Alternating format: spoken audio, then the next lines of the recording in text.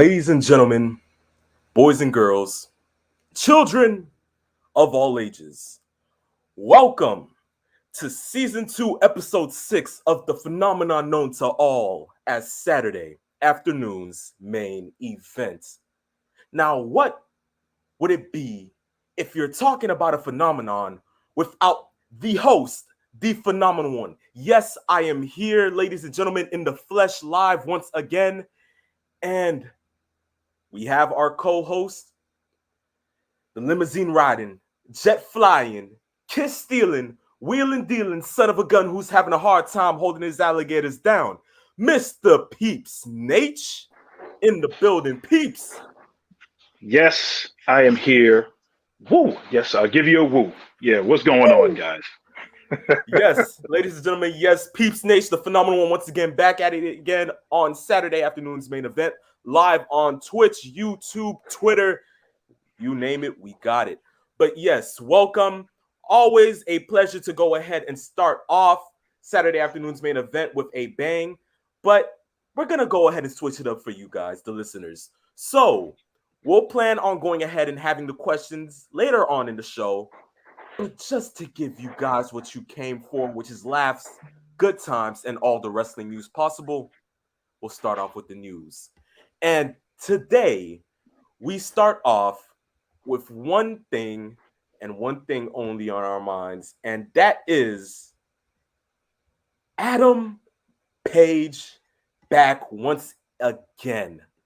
Peeps, wow. What a way to go ahead and start it off. But I mean, truth be told, to go ahead and have All Elite Wrestling happen this past Wednesday on Dynamite and to see the casino ladder match and with all the things that were going around and all the rumors from who it might be, some suggested it may be Bray Wyatt. Others said that it was Buddy Murphy, but we just weren't sure. But you, my friend, you predicted it on the money, and you said that it was going to be Adam Page once again back. And it happened. Yes, I think that when you look at how everything was set up, the one thing that I've said over the last couple of weeks, although AEW does have its issues with how they book certain things, how certain in-ring matches have a tendency to can sometimes be a little more arcadey, if you want, if you will. The one thing that they do have that they've been doing is they do a lot of long-term storyline planning, something that they try to do as much as they can.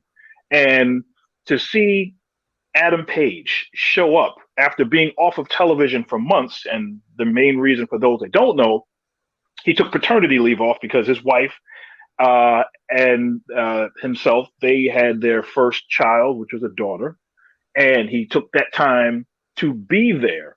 And there's nothing wrong with that, but they gave him a little bit of time to kind of rejuvenate and let all of the other things happen, kind of let the landscape kind of settle, that Kenny Omega and the rest of the super clique, the elite, whatever they want to do or what to call them, are going to kind of make sure that they're still in the mix. And while that's happening, you've had other challengers like Christian and Moxley and some of the other people that have been in and out with some of these feuds, and Bryan Danielson, of course, showing up. Yes. So you kind of had to find the room to bring him in and actually not exploit the fact that, well, how are we going to do this? Are we going to completely abandon him? Especially here is where I'm all about continuity.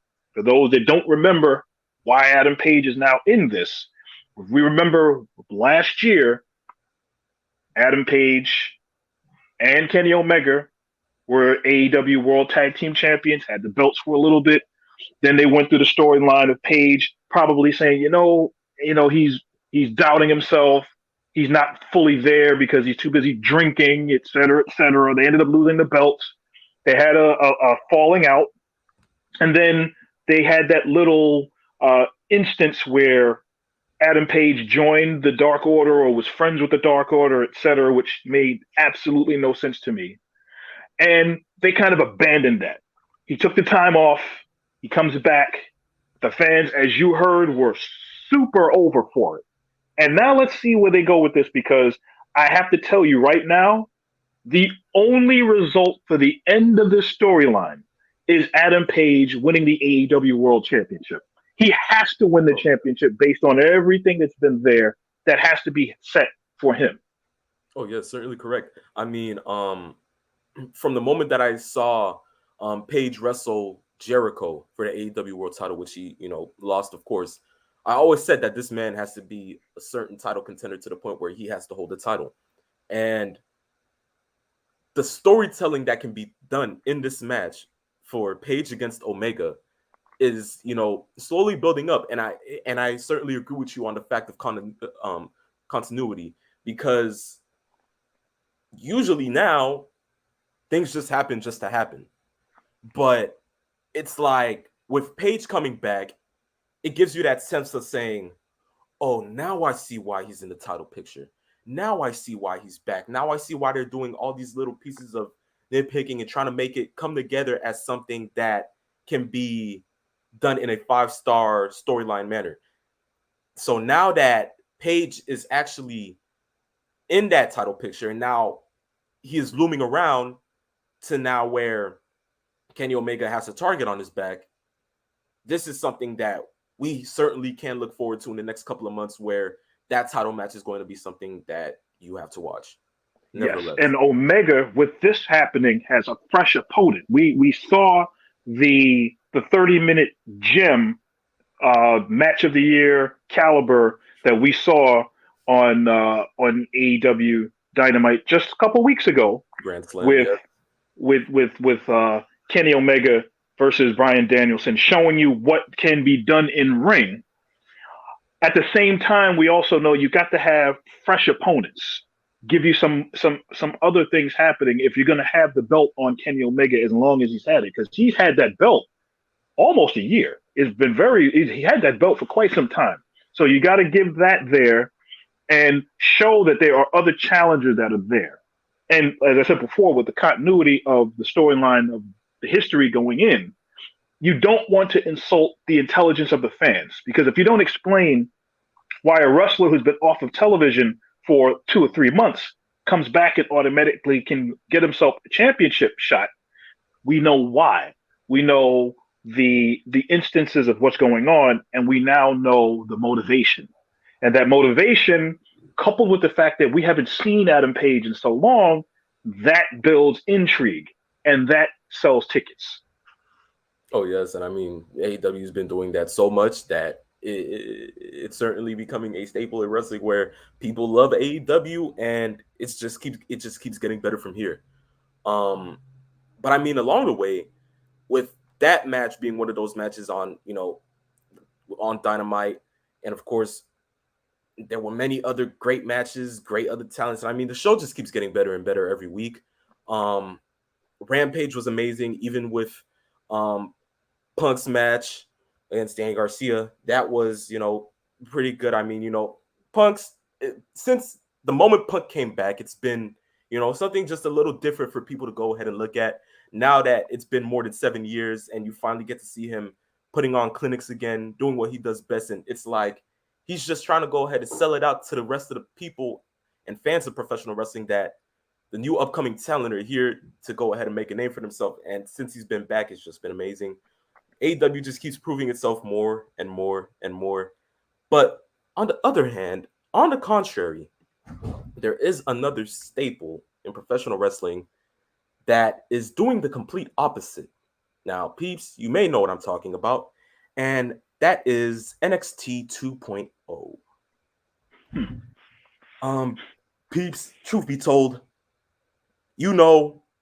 I know, we are NXT fans, or I should say were.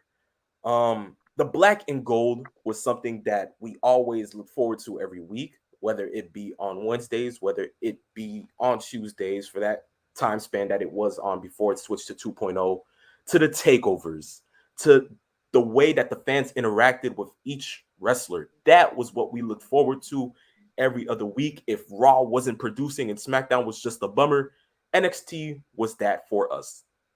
Now, since it's become 2.0, it has somewhat downgraded. And in the eyes of many fans, we see that.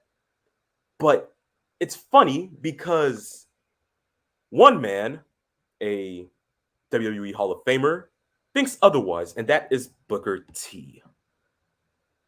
Booker suggests that NXT is doing great for what it is now, although it's just a refresher. He believes that there is a lot of room left for improvement, and they can certainly pull off good ratings on Tuesdays on the USA Network. Peeps, what are your thoughts? Well, I'm going to have to. I'll break down a couple of the points that Booker T made. The first one that you just pointed out, that it's good for what it is now. Most people have an idea what NXT was beforehand. The black and gold was there, along with, in conjunction with Triple H and Shawn Michaels, that helped build and book, and a lot of the other talent and agents that were there. They booked a lot of the best young talent, guys that were in independent promotions, like the Ring of Honors and like the MLWs and all of those other companies that were around, and give them a shot to not only get the recognition that they deserve because they have a bigger audience, they have now more eyeballs watching them apply their craft, but also the one thing that they were able to do is get them ready for a potential run. If you can get a potential run on the main roster, which is Raw or SmackDown, they're going to get them ready for that jump so that they can get more money and be seen, getting more visibility. We appreciated that because the atmosphere of NXT was as close to a Ring of Honor, dare I say it, ECW type show. I've been to a couple of ECW shows, and I'm not talking about the McMahon quote unquote ECW. I'm talking about way back in the day. I actually went and saw an ECW show in Staten Island years ago where the fans got into a fight with the Dudleys. So I was there at that one. So I know exactly what that atmosphere is. But it kind of brought that old school territory feel to a show that the WWE is like, it's like counterculture to what the WWE was normally running, getting those guys ready for the main roster. What I see now is a turn away from the independent marketing of what NXT was and more of a breeding ground for future Hall of Famers, future main roster guys, at least in the eyes of Vince McMahon and in the eyes of John Laurinaitis and in the eyes of Bruce Pritchard, who are now stewarding the ship of NXT, taking the power away from Triple H and away from Shawn Michaels in that extent. What I see now is a training ground. What NXT was before it was the NXT we know of, when it was FCW, when it was Florida Championship Wrestling. Shades of OVW is what they're trying to get at. But they're trying to breed, instead of the guys that we're used to seeing, like the Johnny Garganos and the Tommaso Ciampas and guys of that nature, they're looking for big 6'4", 225, 230, 240, 250 pound wrestlers that they can put on the main roster and have a look that Vince has always been enamored with, and at the same time has in his mind stereotypically always pushed. That is probably where NXT is now. Do I like the product? Bits and pieces, because there's a little bit of the old NXT in there, but it's more or less, I made this analogy, and I remember, I think I texted this to a couple of friends of mine. It's like having all of the guys, we're all the guys that were cut. There were just some people from the old NXT that are there. I likened it to people in high school graduating, but then asked to stay in high school to tutor the young guys to make sure that they graduate on time. And that's literally what they're doing now with NXT. Will it work? I don't know, but that's to be seen as we go forward. Certainly, but I have to ask, do you believe that even though it's something that is on TV, of course, it can't be related to FCW, because FCW was somewhat developmental, and it was it really wasn't just splattered on your TV, and it didn't have a contract with the USA Network to be featured on primetime television around weekdays. But do you feel that if NXT goes that route, do you think it would still rack up the ratings that it would get previously before. No. And the reason why is because the average wrestling fan, and when I say the average wrestling fan, I'm talking about guys like you and me. We're going to watch anyway. Although we know what they're doing, we are wrestling fans. We're going to look and we're going to dissect and we're going to say, well, this shouldn't be happening. I don't like what they're doing. I don't like this guy's name. I don't like the. We're going to nitpick those kinds of things because that's what wrestling fans do. Well, we talk about the average mainstream casual fan that may only know about the WWE because they knew about The Rock, or they knew about Austin, or they knew who Hulk Hogan was. Those people aren't the audience for NXT. And I kind of think that what Vince is trying to do with the product is to kind of build a younger crowd and push that mindset that this is what those fans should look at. Because if you invest in these guys, they're going to end up on the show that you normally watch. That's the connection they're going for. Do I think it's going to happen? No. But it's just going to depend on what USA Network thinks, because we all know ratings is king and money is what drives all of this. And if the product is not where USA Network wants it to be, Vince can always pull this and put this on the network. But that extra added revenue stream is why this is the way it is now. But I mean, I certainly agree with you. And I really hope that somehow, some way, Fox would be the ones to be in control of NXT being on their channel. Because certainly the producers at Fox, they know what they're doing in cases of who they want on a certain show just to go ahead and boost up their ratings, boost up the revenue, have that money in their pockets that they hopefully do want. And we see that with SmackDown. With NXT, of course, I understand they're edging towards more of a developmental territory.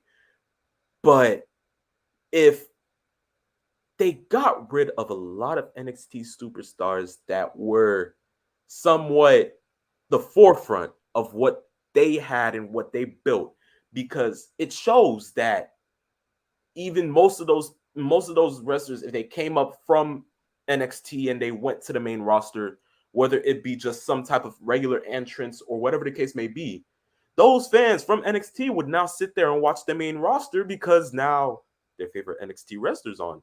Now they get to go ahead and see what they're doing against other talent on the main roster. Now that most of them are not there, it causes a shift in balance to the point where now Vince changes his mind about what he wants to do with that company. If they were still around, I believe that NXT 2.0 still wouldn't actually be something. It would still be black and gold. It'd still be what it kind of is. But I do probably think that if they were to go ahead and do something with NXT, it would probably just having it be an actual live show, with an actual arena, not still being in the Capitol Wrestling Center or this arena that they're in now. It probably would have been something a little more different with just a little more fans, just to go ahead and serve the case that NXT is what it is. But yes, now we don't have that. Now it's this, and we have to live with it. But I mean, as you said, with time, we'll see how this develops. We'll see how this goes ahead and steers our direction towards it, because hopefully I would really love to be gravitated towards NXT, because that is just what I've been glued to for the past 2-3 years of my life. But now I kind of pull away. But I mean, I'm still into it with most of the matches, into it with Tommaso Ciampa being NXT champion, into what Mandy Rose is doing with her faction. I mean, all of that goes ahead and goes into play with what people still want to go ahead and see in NXT, but we still want to see change. And certainly this is not the change that we probably wanted. Yes. And also, I think that it shows, and this is, you heard me say this before also, that Vince does not like the word or the term wrestling. As evidence, no longer the Capitol Wrestling Center. And it shows in the way it's presented with the lighting, the way the set is, the coloring of NXT. It looks like a cotton candy machine blew up. Those kinds of things that happen. We see all the splashy colors and everything that they're doing. It's to appease the entertainment arm. But when the entertainment arm is not as entertaining as you would like it, because the key core aspect of it has to be the wrestling.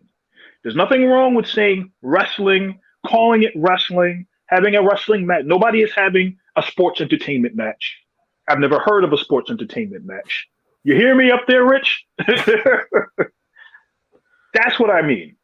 Those are the kinds of things that when I see all of the things that go on with how Vince runs everything, those are the kinds of things that makes me question the long-term health of what I see with what's going on with NXT. And we know Vince has a handful of people that are there on the roster, that are on the show, that he absolutely loves, that he wants to give a chance to. And we know the one that kind of jumps out at you is Braun Breaker. Oh, good grief. Oh, Lord. Yeah. I certainly hear you. Trust me, peeps, I certainly hear you down there. That, Lord have mercy on my soul. I have to say that although the names are kind of, out of our deviation of what we'd want to see, because of course this is not the 80s. No offense to the people that loved wrestling in the 80s, because I love 80s wrestling, but just regular names would be fine, Vince. It's, I guess it's that with how, children view it, because of course, as you said, the splashy colors, the vendetta that it carries around now, it's all aiming towards the child demographic of, sports entertainment, as we say.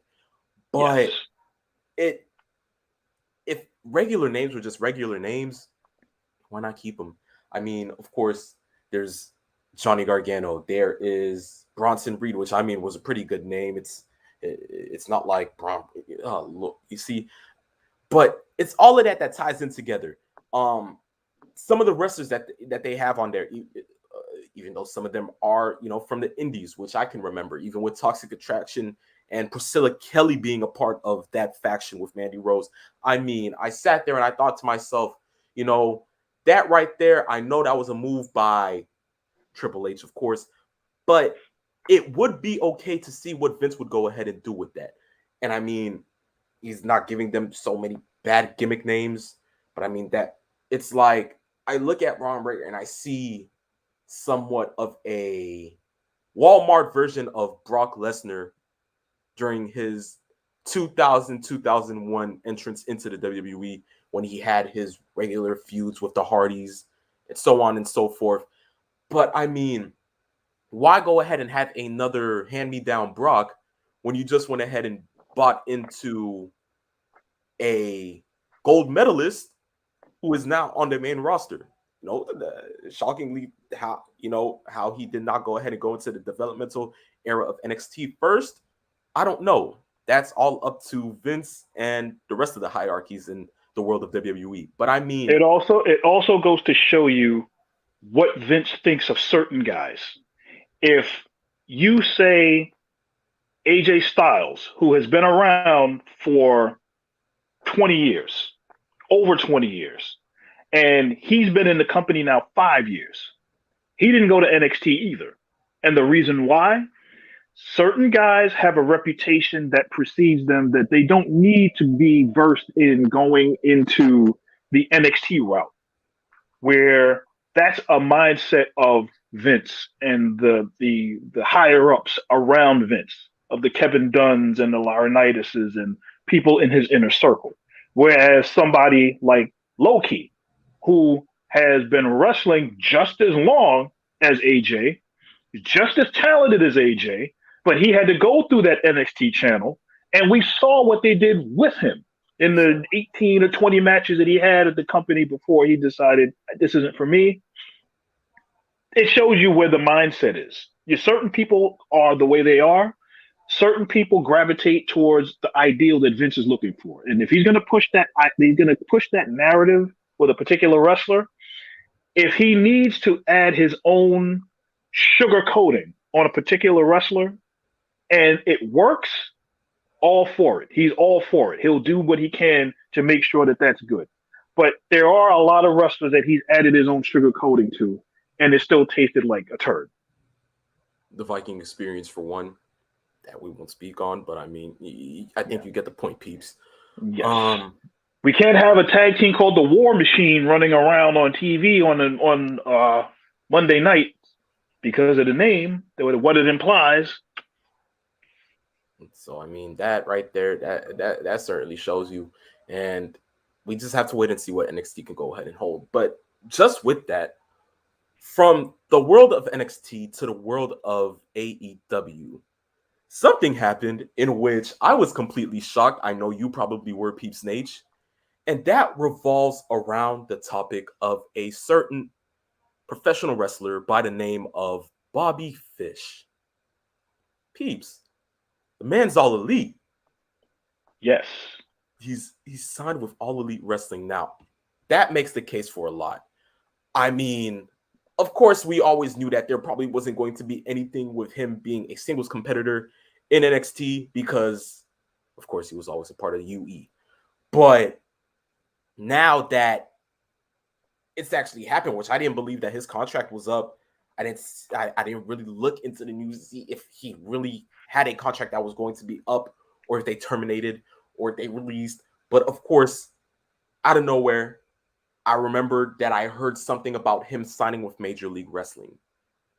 And then out of nowhere, last week, I heard Sammy Guevara talking about him having a match with Bobby Fish for the TNT title. And I thought to myself, wait, Bobby Fish? The Bobby Fish? Former NXT Tag Team Champion Bobby Fish? A part of the Undisputed Era Bobby Fish? Yeah, you got to be kidding me. I need to tune in for this. And I have to say, they put on a clinic. That was an amazing match. Of course, Guevara came out with the win. But wow, to actually go ahead and wake up the next morning and to see this picture splattered all over my social media platform is something that I didn't know was coming. How about yourself, Peeps?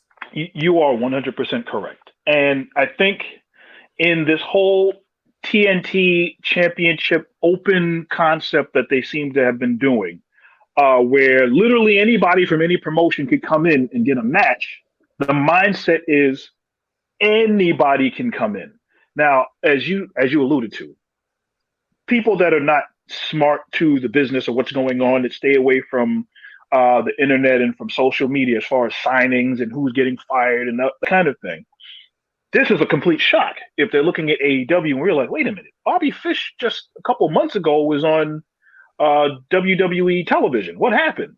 Well, as we know, Bobby Fish was one of those people that got let go from the WWE in that mass purging of so many other wrestlers that are gone from the company in NXT. And we didn't know whether his no compete clause was up whenever was the case. And we saw him on TV with the T-shirt. But as I noticed on the T-shirt, it had an AEW logo on the bottom of the T-shirt, which led me to believe, okay, he's now a contracted AEW wrestler, which is great. The match that you talked about was really good, although you can tell since Bobby Fish hadn't really been wrestling, he's had some injuries over the last few months that he's nursed that kind of took away some of the things that he did. And in the match, there were parts where he kind of botched a little bit. There were some times where he would go for a move and then he would stop. There was supposed to be another move happening and it didn't. But that happens. The fact that Fish is on AEW television, it's only, I'm in my mind, is it a matter of time before we get to see Red Dragon reform in AEW? I don't know what Kyle O'Reilly, his contract status is. And I know that not using him the way that they were when they were doing the Undisputed Era, so to speak, But I think if you're looking at it right now, Fish can be a good addition to a roster that needs it, especially if you're filling out the continuing to fill out a roster that's going to have a TNT championship. You've got a world championship. You've got tag team championships, and you want to put contenders there.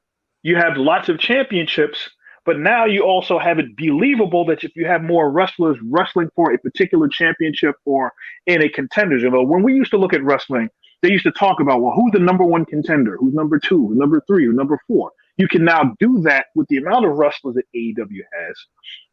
And Bobby Fish can use all 19 years of his experience in the business and bring credibility even more so to a roster that has a lot of credible talent, young and veterans. Yes. I mean, I'm all for it. To see Bobby Fish out in the open, no longer with injury, and now having matches on a promotion that is just thriving on success. And to see Bobby back in his element and to see him now as a singles competitor, which is fairly odd to me because, of course, my first iteration of seeing Bobby Fish was being a part of the Undisputed Era, being a part of a tag team. And now he's finally being a singles competitor, and it's in AEW. Yes, I saw him wrestle when he was in New Japan, and he is as deadly as he is now. He was just as deadly back then. So to see him now getting I think more eyeballs on him, even though he was in the Undisputed Era, a good chunk of that Undisputed Era was on the WWE Network before they brought it on the USA, and even with that, a good portion of that he was hurt. So now to see him on AEW television, and if he's going to have more matches involved on TV, I would love to see Bobby Fish against Malachi Black. I would love to see him in the ring with Bryan Danielson. I would love to see him against CM Punk. Matches like that, I would love to see, and this is the only way that you're going to be able to see those kinds of matches where a guy like Bobby Fish can actually utilize his skills. Yes, I can't agree more with you. It's just that factor where it goes ahead and it sets in that now all of these other things led to this, and now he's there trying to go ahead and prove his worth once again as a singles competitor. And it's with fresh talent, okay? It's not like with those that you probably haven't heard of. It's not with those that probably just came up from a tryout with WWE and they made it. No offense to them, but I'm just saying now we see him in AEW, and who knows? Maybe he can go ahead and start up a feud with the Super Click. Maybe we'll get him against his former partner, Adam Cole. Maybe, just maybe, another match I could look forward to is him versus MJF. All of that ties in because with the amount of talent that AEW has, the possibilities are endless. And even more so, how about this? If you remember when Adam Cole kind of broke up the Undisputed Era, it was just himself and Kyle O'Reilly. He had a problem with Bobby Fish. He had a problem with the guys that were there. Imagine if they kind of revisited that in AEW. Cross over with Bobby Fish as a face against Adam Cole and see what happens there. That would be really good. I mean, that would go ahead and bring attention to detail, because to go ahead and take a storyline that happened from another promotion that you were battling and just bringing it back to fulfillment just so you can go ahead and get the amount of publicity that you need. Yes. Yeah. And there's precedence there because remember, Malachi Black did the same thing with Buddy Murphy. Because if you remember, when Buddy Murphy and at the time Aleister Black had their feud, Buddy Murphy hit him in the eye and he was walking around with the patch over his eye.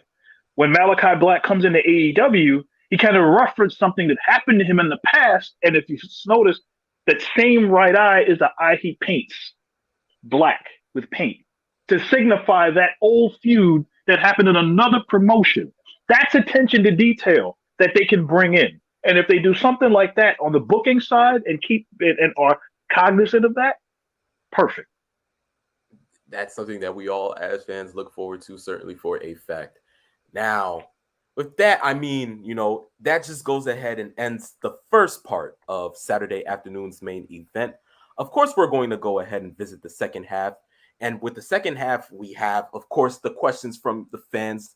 And we have two more topics, one of them being the high hopes that WWE has for its newest draftee, Austin Theory, and Johnny Gargano's contract set to expire. Is he leaving WWE or staying? So fans, go ahead, as I said. Ladies and gentlemen, welcome back to the second half of Saturday afternoon's main event. Of course, I am the phenomenal one. Alongside me is Peeps Nate. And as I said, we'll get into the second half with the questions. And of course, the first one comes from the student of Thugonomics. And he says, Crown Jewel is forming to be one of the coolest shows of the year. What's your take on it? Peeps, would you want to go ahead and go first with this? Okay. I'm looking at the Crown Jewel card right now, and it looks really interesting. And as we know, the Saudi Prince and all of the money that they've had to throw at this show for the WWE, it's literally like they have to be WrestleMania every time they go there. They're usually there two times a year, once in October and then usually in April. Obviously, they couldn't go in April because of the travel schedule and the current pandemic going on. So they had to go and do that. I like the fact that we know what the main event is. We know it's going to be Reigns. We know it's going to be Brock. We know that Goldberg is going to be there with Lashley. We know they're going to have not just one, but two King of the Ring style tournament finals there. One is the King of the Ring, the other one is supposed to be Queen's Crown tournament. So it's good. We're going to start to see more women wrestling on the card. I believe that there's going to be a women's championship match on SmackDown and Raw. They're going to make this a big show. I hope that the card does it justice. I'm skeptical on certain matches here and there, but I think that just because of the odds of what they're looking for to have, I think is going to be a pretty decent card. I certainly agree with you. One of the things about Crown Jewel is that now they're edging closer towards, yes, as you said, a WrestleMania style type card. But I'm still just not in tune with it. I don't know if it's just me or many other fans, but it's like, of course, when it comes to Saudi, when it comes to the money, you got to go ahead and put on top tier matches. That's just whatever the case may be. From the triple threat match for the SmackDown Women's title with Becky, Bianca, and of course, Sasha, to the Universal title match with Brock and Roman. Those are matches, yes, I'd love to go ahead and, watch them. But I mean, at the end of the day, I'm just like, okay, should I just, because of course, like me and many other people, we would be occupied on a Thursday afternoon at 1 p.m. We probably wouldn't have the chance to go ahead and sit there and be like, something, this is worth my time. Let me go ahead and actually look into this. But I think the one thing that actually settled the dust and told me that I need to go ahead and watch this pay-per-view was what proceeded to happen on SmackDown previously last night. Exactly. And now that right there is what tells me that they're moving in the right direction. Now, for those that probably didn't watch SmackDown, or for those that didn't really stay in tune with it, I really wouldn't want to spoil it for all of you guys. But at the end of the day, this is sane, and we have to go ahead and get down to business with this. And what happened was that Edge and Seth Rollins came face to face, but this time things were just a little different.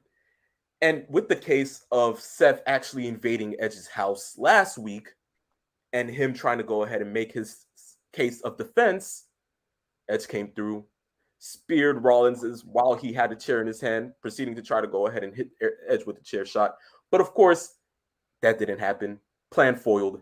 And as Seth is on the ramp, about to go ahead and head back to the stage, he peers at Edge, and Edge, furious, enraged with anger, hatred, and anything that you could possibly think of, grabs a mic, and he uttered the words, and I quote, "You, me, hell in a cell." what better way to end SmackDown and what better way to be anticipated for Crown Jewel? Yes. Finally, Vince gets rid of the gimmick pay-per-view Hell in a Cell to finally use that match for what it was before. And what it was before was a match that ended a feud. The culmination of everything that happened within a feud ends in Hell in a Cell. And finally, Vince got it through his thick skull and is giving the fans what they want.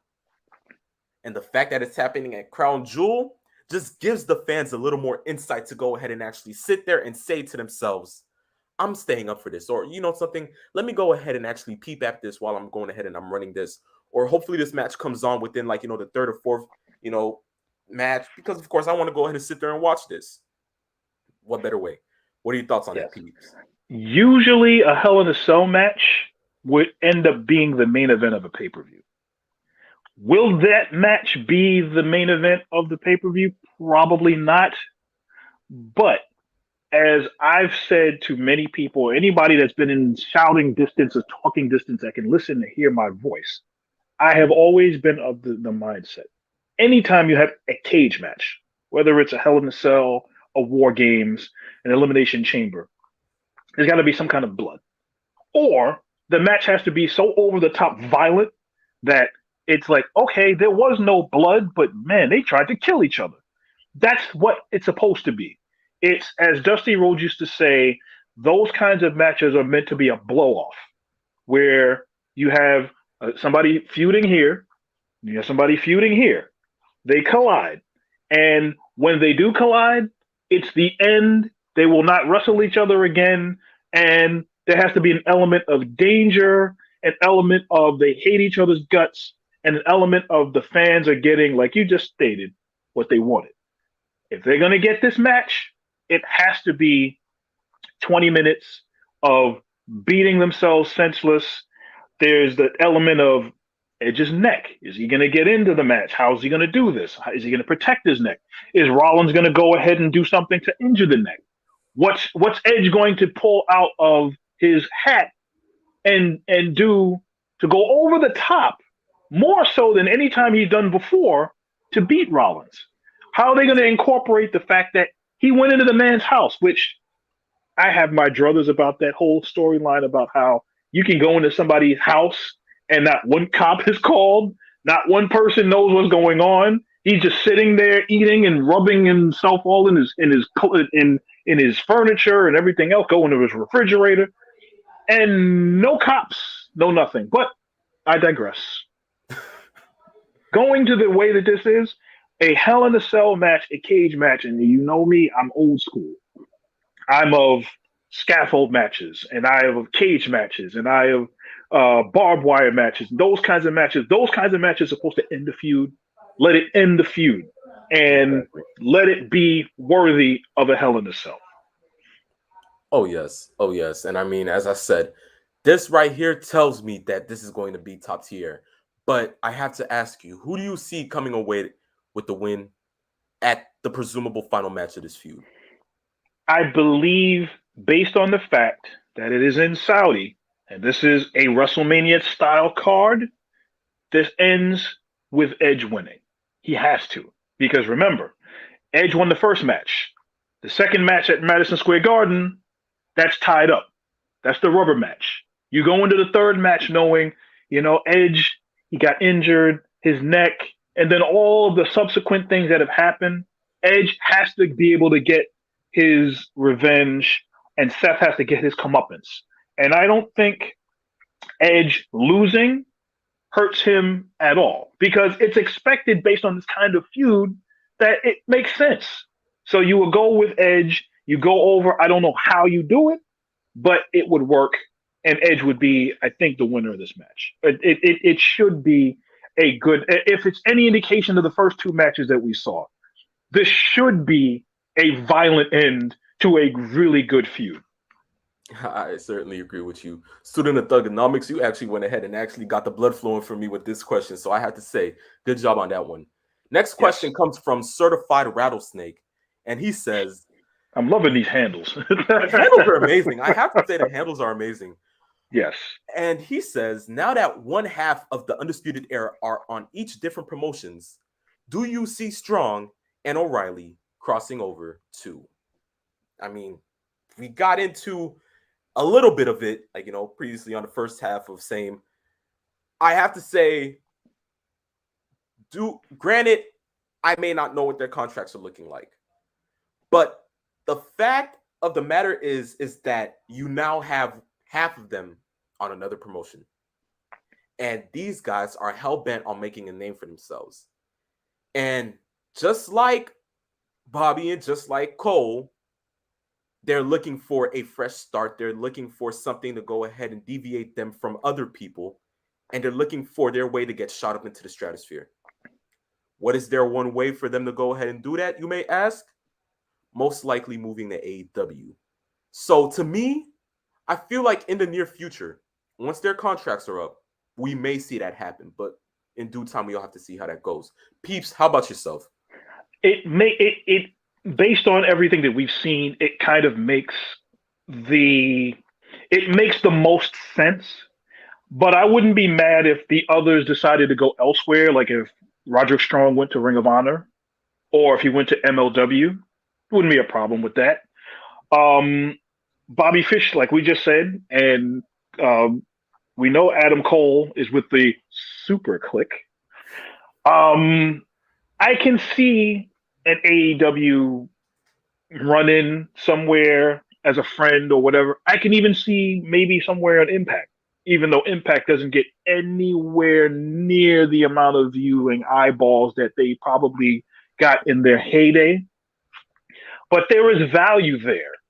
If I can see anybody else from the Undisputed Era leaving the company, like you said, based on whatever the contract situation is, it would probably behoove them to bring them in. That would be an absolute interesting run as far as being able to craft tag teams. And as I said before, they could make references to things that happened in the past without actually saying it. They could infer it through certain kinds of things that you would hear. Oh, well, cut that promo, and this is why you said this, and this is why you did that. I was the main reason why you even have a contract. They could go so many different ways within this, but the focus has to be, let's see where they go from there. Can I see it happening? Yeah, I can see it happening, but I could also easily see. We know, as I said earlier, Kyle O'Reilly. I don't see him getting put on the main roster to do anything. I see, unless he's happy and content in NXT right now and they want him to stay there, okay. But other than that, I can see them leaving at some point. Roderick Strong, although he's cruiserweight champion now, I don't know where else they would want to go with him, especially knowing McMahon's edict on getting bigger guys. Yeah. So we'll see where it kind of evens out by January. But yeah, I can see them elsewhere. Oh, yes. And I mean, even with the fact that they can even implement that storyline that O'Reilly and Cole have had for so long, dating back to even their feuds in Ring of Honor. And, now to go ahead and have it transpire from Ring of Honor to other indie scenes to NXT. And if they were to go ahead and actually bring O'Reilly back and actually have O'Reilly with Cole on some type of like, settlement, and to have them go into that feud again with pretty much a little more like, leverage on AEW, that can possibly work too. But I mean, as you said, yes, we'll just have to look and see how that all deviates and how that all goes through within the cause of their contracts and everything and so on and so forth. So I'll do you one better. Bobby Fish is already in AEW. Let's say Kyle O'Reilly shows up and they reform Red Dragon. What kind of mind-blowing matches would happen? I would turn into a child if I saw FTR versus Red Dragon. Now, I watched Red Dragon when they were in Ring of Honor wrestle against the Young Bucks, which was one of, as far as I'm concerned, that was one of the best tag team matches I've seen of that genre of Ring of Honor. So I know what can be there. But to have FTW, which is literally Arn Anderson and Tully Blanchard 2.0, go up against Red Dragon. If that ever happened, book it. I would be there. Oh yes, oh yes. I mean, with all the other tag teams that are in AEW, I mean, they're certainly proving their case more and more every week as you see them. I mean, yes, with FTR, with the Young Bucks, with the Lucha Bros, all of that ties it together because now you're sitting there and you're thinking to yourself, Red Dragon once again together, and we always know what they can do, but to have them together and now forming these matches again with new faces, some rivalries renewed, and all of that within the context of it. Oh yes, we're all here for Yes. it. But AEW, just do me a favor. When you have tag team matches, they're supposed to be tags. They're not supposed to be all, unless you're turning all title matches into Texas Tornadoes, or there's no tag ropes, nobody's staying in the corner. Please get that shored up before you go ahead and say we got a tag team, because you've got great tag teams. You've had really good tag team matches. At the same time, you don't want the whole thing to devolve and turn into, melted chocolate all over you're eating ice cream, you got chocolate topping, and then you go ahead and take a bite out of it and it's melted all over yourself. You don't want that. You want to be able to enjoy every bite. Make sure that they can get that taken care of. Referees have to know who the legal man is. Put a tag rope in the corner. Make sure that there's not a Texas Tornado every match. That's a pet peeve of mine. That drives me insane when I see some of the tag team matches in AEW. But like I said before, they're changed. They're evolving. But this is something that they should have taken care of. They've been around 2 years now. That's something I had to get off my chest. No worries. I certainly understand you, peeps. No problem. Once again, I'll digress. All good with it, man. So Certified Rattlesnake, thank you for that question. Next question comes from, the names. Once again, the names. Joey Styles' stunt double. That's a good one. Mercy. Oh my God. There you go. He says, what are your thoughts on Jeff Hardy's alter ego, Willow, possibly coming back, but on WWE TV? I've heard the rumors about it. I've heard his interview about it. But every single time when I think about that, I always hear the Peeps Nature's voice in my head saying, if Vince didn't make that character, best believe that you are about to digress into infamy. Let's just put it that way. Peeps, what are your thoughts on this? Yeah. If Vince didn't create you, he will unmake you. That's my quote. And I say this before, if he didn't use Willow already, what makes anybody think he's going to use him now? Now, they could do it because they even used the Matt Hardy insane delete era. They didn't go fully through it, but they did use it. Would they go full on Willow? Would he be obsolete? I can see it happening on some level because that's part of the whole Vince McMahon over-the-top character that he would love to have and would love to use. I just don't see it happening. Unless there's some sort of special mindset storyline that they came up with that fits within what they're doing. But as we've seen, we saw what the WWE did with the Demon and Finn Balor, who had been the Demon and had lost no matches as the Demon until he went against Roman Reigns. And we saw what happened there. So we'll find out if that does happen, how much longer Jeff Hardy, his contract is instituted, how much time he has, how many more dates, and what they plan on doing with them in the long run. But as I suggested last week, you could give Jeff Hardy a run, like a last run at Roman Reigns. Not to say he's going to win a championship, but put him in a better situation where he's not running around like, the island of misfit toys trying to find a new toy that he has no business touching. Yes, I certainly agree with you. With the whole Will thing, I mean, I was a fan of it during its time in Impact Wrestling, also known as TNA. As a kid, I always looked forward to Jeff Hardy matches because, of course, Jeff Hardy was what us kids looked at as probably every single other teenager's Mick Foley during the Attitude Era. I mean, Willow coming back, but now, it just doesn't sit right with me. I'm certainly sorry. To be fairly correct with you, it's like putting Eugene back into the PG era now with the whole, cool white, silk Letterman jacket, the freakishly shiny tights, the messed up hair as if it's ripping apart, and his squeaky voice anytime he sees like one of his old legend type wrestlers.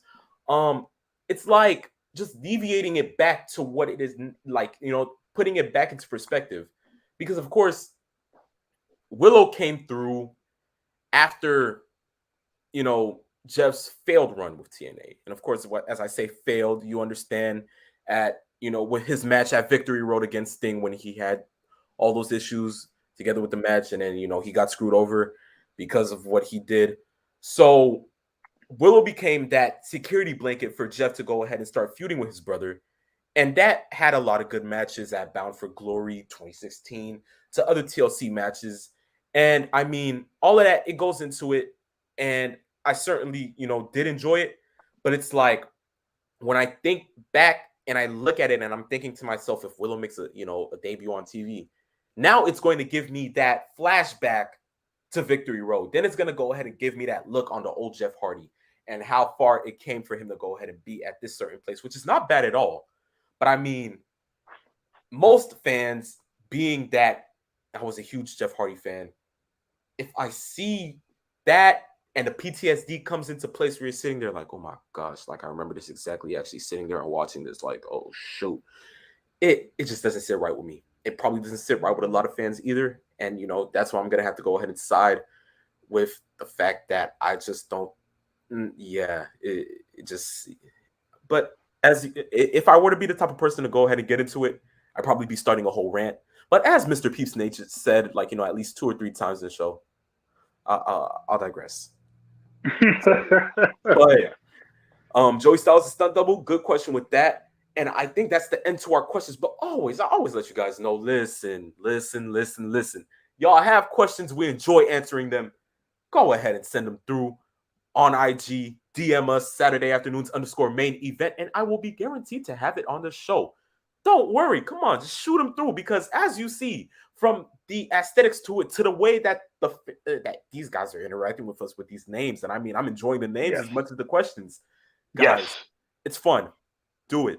I wouldn't want it any other way for you guys to go ahead and shoot a question through just for it to be featured on the show. So once again, DM us Saturday afternoons _main events. And it's with that we move into the next topic of the show, and that is WWE having high hopes for Austin Theory. Thank the wrestling gods. Now, we've heard many times on, countless different wrestling websites that WWE plans to go ahead and do a lot with Theory. One of them being with having him go over who we previously talked about in our final question of saying today, Jeff Hardy. And from there, they plan on making him a good singles competitor who might have a chance at taking the Intercontinental title off Nakamura, or if he gets traded to SmackDown. But of course, on Raw, they see him going against Damian Priest. And hopefully that can go ahead and lead to him having his first title. Many other singles competitions could go ahead and come into play. And in the near future, they're thinking about having him be WWE champion, which is fairly crazy to me. Peeps, what are your thoughts on this? Because, of course, in the world of professional wrestling, in the world of WWE, which is, of course, sports entertainment, we can't really believe into this, right? Yeah. And also, we also know how mercurial Vince McMahon's whims can be. He could look at you and say, "You're going to be my next champion, pal." And then 2 weeks later, he doesn't know who you are. So, but as we've as I've talked about to a lot of other people for the last couple of years, and knowing what Austin Theory is and how good of a stud that he is, Vince has a star in his midst. And as long as they don't mess this up, he is going to give them years and years of quality in ring talent, great matches. He has good work rate, but he also can talk. He has a personality, as we saw, if we remember last year when Austin Theory was actually brought up to the main roster, was part of Zelina Vega's crew with it was Zelina Vega, and it was with I think it was Andrade and a couple of other wrestlers within that faction. And he kind of looked like he was like a Romeo. He didn't know who he was helping out, that kind of thing. But he showed he was a stud in the ring. We know what he can do in NXT because we've all seen it. Now it's a matter of now he's going to the main roster, and we saw when he showed up on SmackDown what he's going to do. I think the one thing that we have to see now is as I look at where he is, he's a young kid. He's in his early 20s. He's got a great physique. We've seen what he can do in the ring. Let's now see where they build him. Because if I look at him and I say this guy is going to be an Intercontinental Champion, or he's going to be a United States Champion, I believe that. Will it go any further? I think that part of it is up to him, but it's also the rest of it is partially up to Vince and where he sees him and his talent ceiling. But this guy is going to be a star. Mark my words. I certainly 100% agree with you.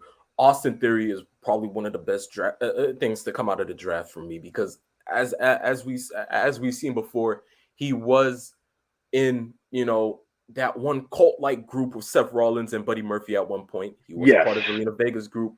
When they brought him in during the beginning of the pandemic era, we saw what Austin Theory was capable of doing inside a WWE ring. To have him now on the main roster significantly for me is amazing. To see him against Jeff Hardy, hopefully about to go ahead and put him over within the next couple of weeks just to go ahead and start him off. Amazing. What the kid can do, from what I've seen so many times and on so many different occasions, he is a star, as you said, Mr. Peeps Nate. And in the presumable future, I see him holding many titles. I see him, most likely somewhat probably going ahead and winning a Royal Rumble, maybe main eventing a WrestleMania against champion of his choice. But as we always say, we always have to look to see how it goes, because sometimes the people that do work creative always have a different mindset to what they want to do with a wrestler. They always have their different mindset as to what the story should look like. And sometimes it doesn't always fall into place. But with Austin Theory now being on Raw, it's a sigh of relief because, yes, it's not like he just got brought up. Now it's like, yes, he's on it. It's not like he's on NXT no more. It's Raw. It's Raw. And the thing for Raw is that they know that they're kind of decreasing in ratings. They're not really up to par with what they used to be back then. And they're trying to go ahead and at least make it a little more edgier in terms of having Austin Theory on that brand. And someone gives that insight back to it where now people can be like, oh, shoot, Austin Theory's on it. Let's see what they have planned for this kid. But let's just hope that this isn't just one of Vince's experimental guinea pigs in which in the next couple of weeks he slaps another name on him, gives him a whole different, revitalization, and makes him second to none like what he did with Ricochet. Even though Ricochet is now on SmackDown, we've seen how much he's used him. We've seen that there hasn't been much coming from him, for a long time. So hopefully this just isn't one of those cases. That's all I can really say for that. But it's funny because as we go into this, I'm sitting here and I'm thinking to myself, Austin Theory got drafted to Raw. But you know who didn't get drafted to Raw? The same person that was in the same faction with him for at least a good couple of months, known as The Way. And that man is a Triple Crown winner, of course, winning NXT tag titles while he was in DIY, an NXT North American champion, and a former NXT champion. And he carries the moniker Johnny Takeover. Funny because now Johnny Gargano's contract is set to expire on the 3rd of December. And signs are saying that although they say that NXT has things for Gargano, there is a slight chance of him leaving for greener pastures. What are those greener pastures, you may ask, ladies and gentlemen? All Elite Wrestling. Peeps, what's your take? So I guess AEW confirmed, huh? AEW can't sign everyone. So I think that, well, we all know, and I think that's just one of those things that happens for those that are following wrestling now. The mindset is that now, especially within the last 8 months or so, is that anybody that's been either disgruntled or got cut or fired from the WWE, they're automatically thinking, oh, that person's going to AEW. This is similar to the Monday Night Wars when we didn't know what was going on between WCW and the WWF at the time, or going into WWE. What we're seeing now, we're seeing a lot of guys that are kind of on the cusp of either staying in the same promotion or maybe because the WWE is moving in a different direction. As we already talked about before, what Vince and company are doing with NXT, they're not looking at guys that are sub 6 feet, 200 pounds. They're not looking at cruiserweights to push to the main roster anymore. They're looking at guys that are like Braun Breaker that we talked about. So as we're going forward, we're seeing guys that are maybe on the smaller side, that are shorter, going elsewhere. And we know Gargano is a really good wrestler. I know Jim Cornette doesn't particularly like Johnny Gargano, and a lot of it is because from what Cornette has talked about, from what I've listened to Cornette, it's more along the lines of he doesn't believe that Gargano shows to the wrestling public that he is actually a wrestler. He looks like he's playing a wrestler, which I don't agree with Cornette on that, but Cornette is his own opinion. He has his own way. He's been in the business much longer than me as far as knowing what makes a professional wrestler, what makes a push, etc.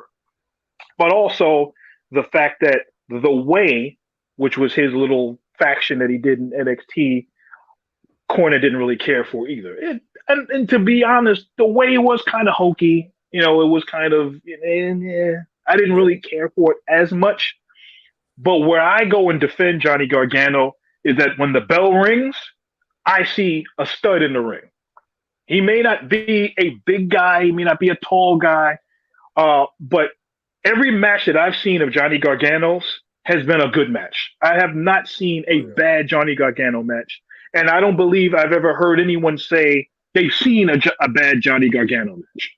So whoever gets him, whether he stays in the WWE to stay on the NXT brand, whether he gets pushed to the main roster, or wherever he is, whoever gets him is getting, as far as I'm concerned, a very good, solid performer who's going to help wherever he goes, whether it's Ring of Honor, whether it's Major League Wrestling, Impact, which would be interesting to see him on Impact. But yeah, even AEW, he has lots of talent that he can show. And I think that he can benefit maybe going elsewhere where he'll be recognized and looked at in a different light. But I think that he's done everything that he possibly can at NXT. And if they don't have any plans for him on the main roster and they cut bait with him, I can see him elsewhere. True. But I mean, with me, even from the beginning of having DIY, in NXT, to them winning the tag titles, to them breaking up, to him having a Chicago street fight with Tommaso Ciampa, to then having to go ahead and win NXT title, to facing Adam Cole countless times, to seeing Adam Cole dethrone him at TakeOver 25, to them having their three three stages of hell match, at TakeOver Toronto, and to many other countless times where I've seen Gargano put on amazing matches. As you said, I haven't seen a bad Johnny Gargano match. But I guess what I'm trying to go ahead and say here is that of all I've seen from this man, it's that here is NXT, and here are most of the superstars, and then just about 10 feet above is Johnny Gargano. Johnny has proved time and time again that he is here for one reason and one reason only, and that is to go ahead and further prosper his name into the atmosphere and to make everybody know who Johnny Gargano is. He's done that with me. I'm certainly a believer in Johnny Gargano. I can see him doing so much, and I've always said this many countless times that I see him, on a precipice of, making so many main event matches, so many different pay-per-views, many different wrestlers, because he is just that talented. He gives me insight of thinking that I'm looking at a modern day Shawn Michaels with the charisma, talent on the mic somewhat, wrestling style. I mean, all of that ties into what I think about Johnny Gargano, and I really think that he is a certified superstar. But if, as you said, if they really cut ties with him, I just feel that with the amount of star power that he possesses, that Ring of Honor, Impact, MLW wouldn't have that fair shot of having to take Johnny Gargano. Johnny Gargano deserves that exposure. He deserves that time on television. And I'm not talking Access TV. I'm talking Turner. I'm talking USA. I'm talking Fox. The man deserves that type of exposure because he has truly shown that he deserves it. If it makes the case that he does choose to go to Ring of Honor or he does choose to go to Impact, if Impact is on the table and whatever pitch that they're making to him is somewhat amazing, because of course Dixie Carter has shown to us that she is bad at making good decisions. But besides the point, if that happens, it happens. But to me, if WWE does not force their hand and make the move to go ahead and keep him, I wouldn't want him on any other promotion other than AEW. And yes, you said in the beginning that AEW can't sign everyone. But truly, in the world of professional wrestling, can you never say never? I mean, with the amount of money that Shad Khan makes as a big CEO of many different major sports teams, owns the Jaguars, so does he own Fulham FC in England, and now his son Manchester United, the Wembley Stadium. I mean, exactly. Literally, the man can say, "I own part of the world," and you would believe it. Exactly. So, truth be told, I don't think money would be an option for them. And also, I think this ties in also because, truth be told, yes, they're getting paid. Yes, whatever the case may be, yeah, wrestlers want to make their own fair share of money. But sometimes wrestlers don't mind if they're making at least a good, decent amount of money for them to go ahead and provide for their family in the way that they want to. Truth be told, they're performing as professional wrestlers because of their passion. Many others, money doesn't hurt. True, of course. But sometimes to them, most of them, you can't always put a price tag on wrestling because at the end of the day, they do it because they love it. Yes. So if the case is that he doesn't mind what he gets paid, and AEW, does pay him a good, decent amount of money and a good, lengthy contract for a good amount of matches, I can see the case where Johnny Gargano goes to AEW, and truth be told, the revenue that Tony Khan is bringing in, it's hefty. It's hefty. No shout out to John Cena though, because of course those commercials are a little too corny. But that's besides the point. The point is that Johnny Gargano has the chance to be something great, and if his contract is set to expire, and I'm Vince McMahon and Nick Khan, I hate that man with a passion. But I say, give the man a fair shot.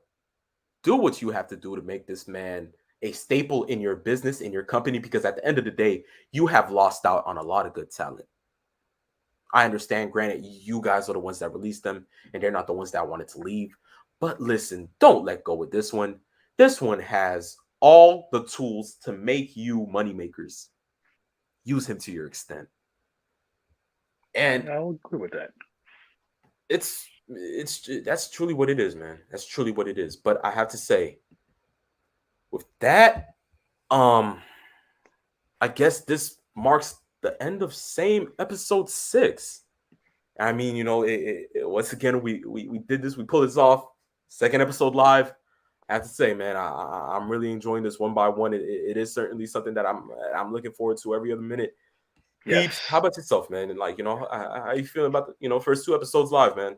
It's good. We got 2 on the books and more on the way. And I think that as we get closer and closer to those bigger super shows, we're going to even have more to talk about. And there's so many things that happen in the world of wrestling that we can get to. Oh, it's really good. And to have a platform like this and to kind of continue on the legacy, as I always talk about, of the original Same, and to talk about the Phenom and Mr. 411 and myself and all of the old stuff, and then now having the new stuff here and being able to continue that same, even though the stuff is old, we know it's still new to those that are just watching it for the first time. And that's all you can ask for, is to invoke that joy. And that's what we continue to have talking about. Oh, yes, certainly. I certainly agree with you with that, peeps. But yes, ladies and gentlemen, this marks the end of Same episode 6. So I have to say thank you for tuning in. Thank you for listening once again for another hour and a half of your time. I have to say that Mr. Peeps Nation and I, we enjoy doing this. We enjoy having to be able to speak to you guys, the wrestling community, and being able to live on our mission statement of giving you laughs, good times, and all the wrestling news possible. Always remember to go ahead and follow us on Twitter, Instagram, of course, Saturday Afternoons _Main Event, and Twitter, Saturday Main. Subscribe to us on our YouTube channel, Saturday Afternoons Main Event. And always look forward to the news that we come in and bring in, and some of the polls that we go ahead and give out to you fans. But it is with that I leave you on this episode of Saturday Afternoons Main Event. That I, the Phenomenal One. And I, the Peeps Nate, where we came, we saw. And in the words of Paul Heyman, we conquered. We conquered. See you next week for episode 7. Is with that I bid you farewell. Peace, love, goodbye.